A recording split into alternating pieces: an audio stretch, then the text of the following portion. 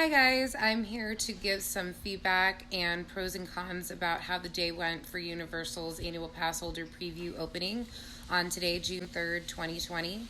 I will be giving a little information while we're talking. If you don't want to hear it, you just fast forward and go right to the videos of what we saw throughout the day.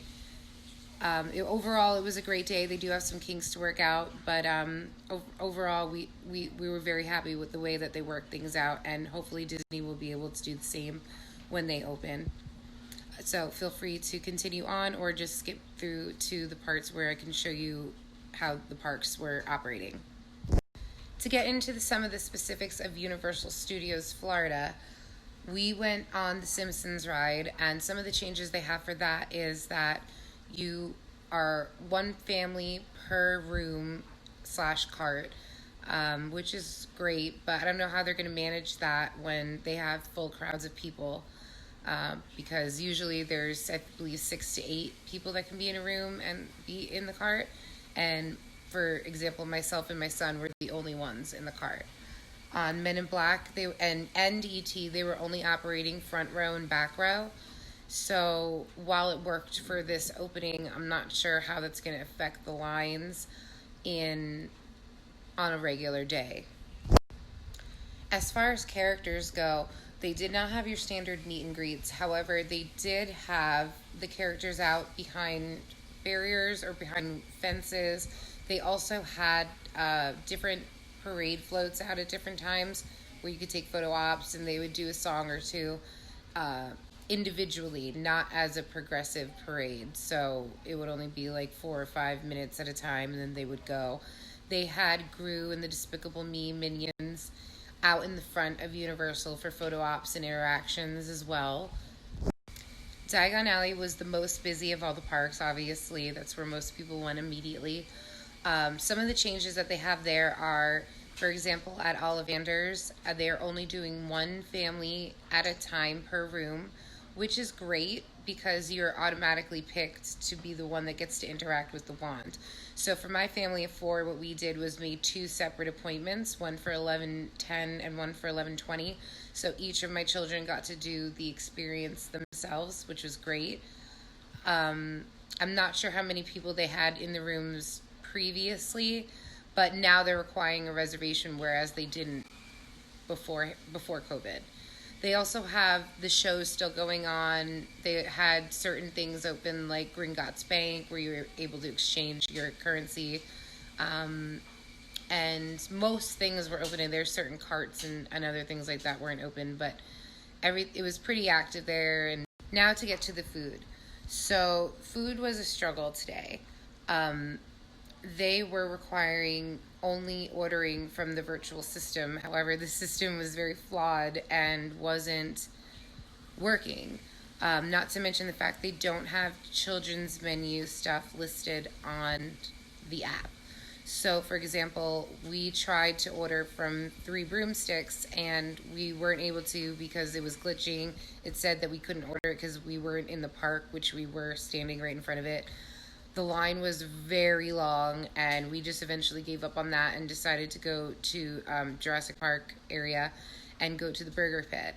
However, when we got there, we still couldn't order what we wanted to order for our children, which was the chicken nuggets, because they weren't listed on the app.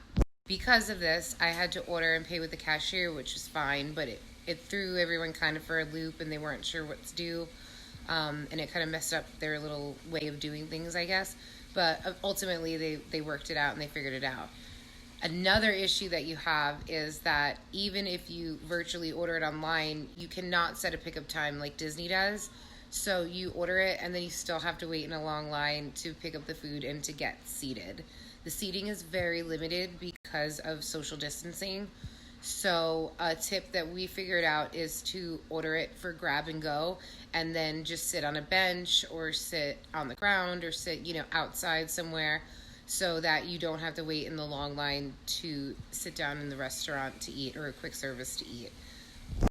As far as the masks go, as I stated before, they did make an exception for medical exemptions, which is great because as of right now, Disney isn't.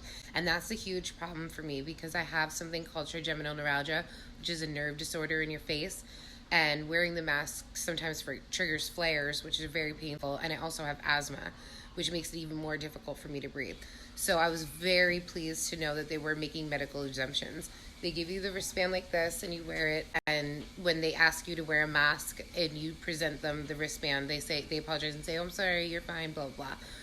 To continue on with the mask conversation, some employees did not recognize the wristbands, but it was day one, and obviously everything's new to everyone. But it didn't seem like they had sufficient training on the new policies and how to handle things and what to look for. For example, even at the Jurassic Park ride, the guy didn't even know that wristbands were a thing or what they were for. People seemed a little confused on what to do and what the policies are, but everyone was very kind and very, very nice. They had social distancing markings throughout the park and on the rides, as well as in the restaurants for the quick services. They still don't have any dining, table dinings available at this time, and the carts were limited as well. As I stated before, even with the exemption, you still have to wear the mask on certain rides. I had a veil type apparatus over my face.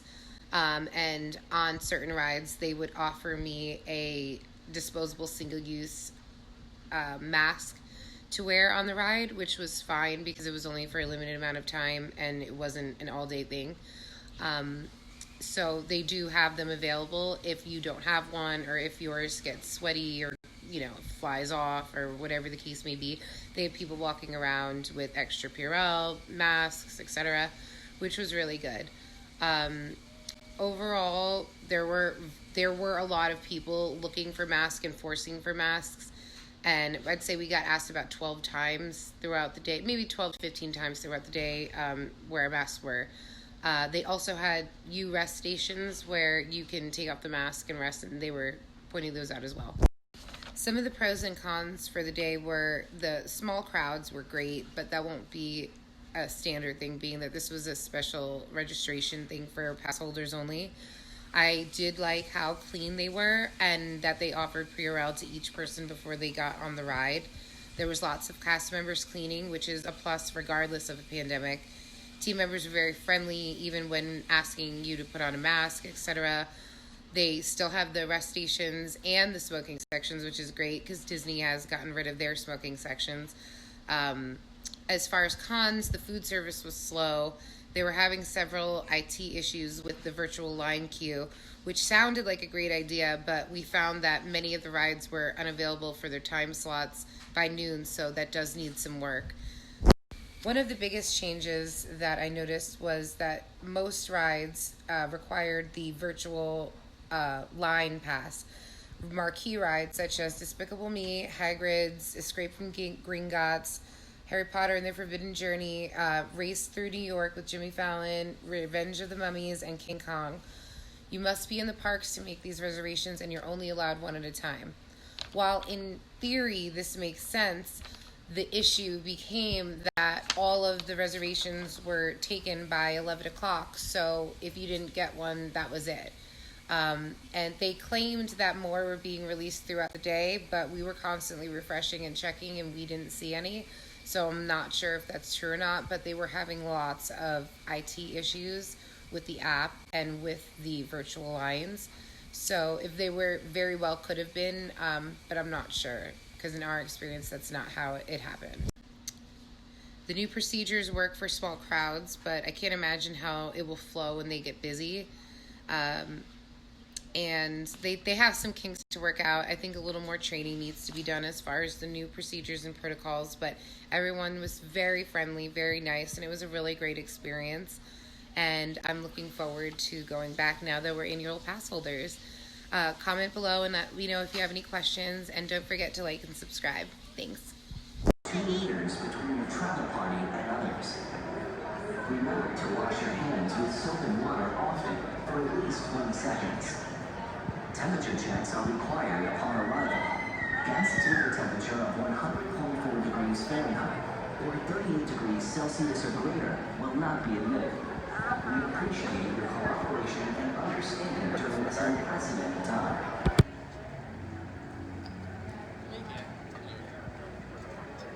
We want to thank all of our guests That we're here in Universal. I came in wearing a face covering that was veil material, and because I have issues with trigeminal neuralgia, which is a nerve disorder in my face, and they were kind enough to give me a wristband so that I don't have to wear it, or I won't be, spoken to by the CAP team members. So that's really good. The crowds seem pretty good. They definitely limited the number of tickets that they gave out for the preview.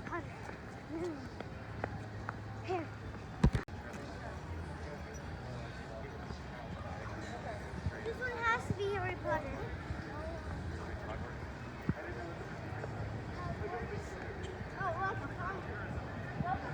Thank you. Let's go get our ones. Let's go by the phone. We have to get our one first.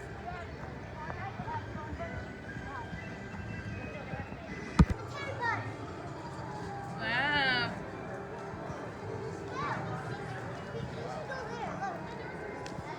That's the bar that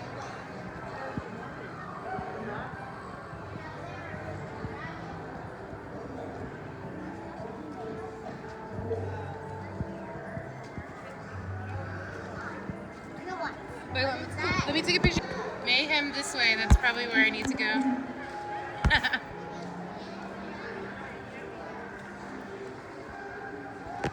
Hi. Are they doing the Ollivander show today? So the Ollivander Lawn Experience is now a reservation system. What is this?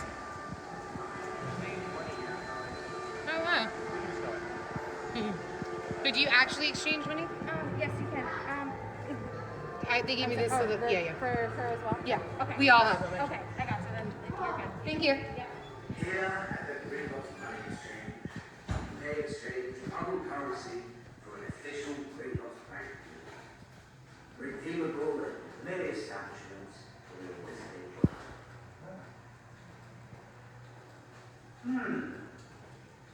You may take photographs with or without flash, as well as video recordings if you must.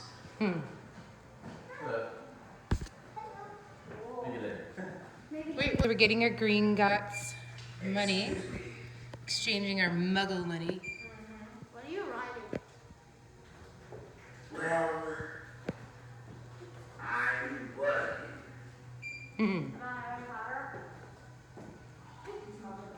No, sir. The money? I'm afraid my focus must remain on the business at hand. I do not concern myself with the whereabouts of the bank's customers, no matter how old. Very confusing. Right, my dear. So, Mother Witch, this is for you. Thank you. And then the Witch and Wizard in Training. You guys gonna get your Gringotts money. One's on top of the other. So thank you so much. For you. Wait.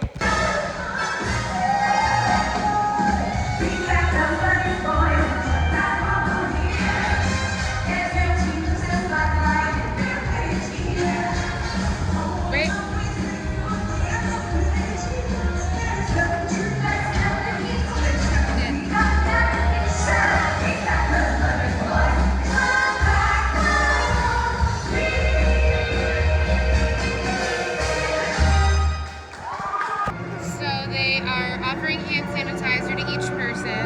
You can see they are separating the lines, so every other line. They've taken a lot of precautions here.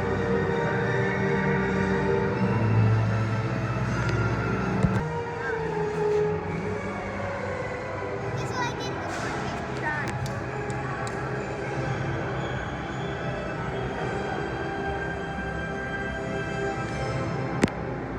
We're here. Yep. We are here. Wow. Different.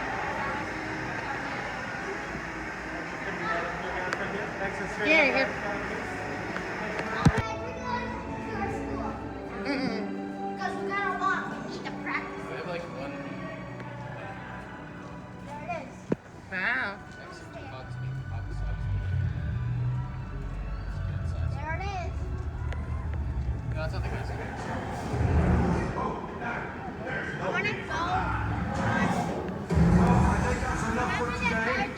probably head back. So pick us up later. That bike's okay. Oh no, train tracks. Look at these tracks. Oh, that's the car. It's the car. Remember the car? Okay. That we're next to on the train? It's like, I think we have to go that way.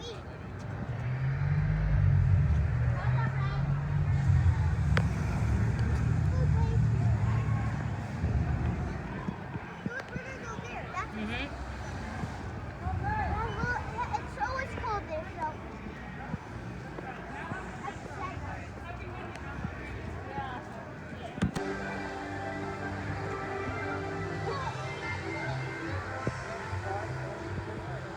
Don't scare me like that. Do you want to go on the ride?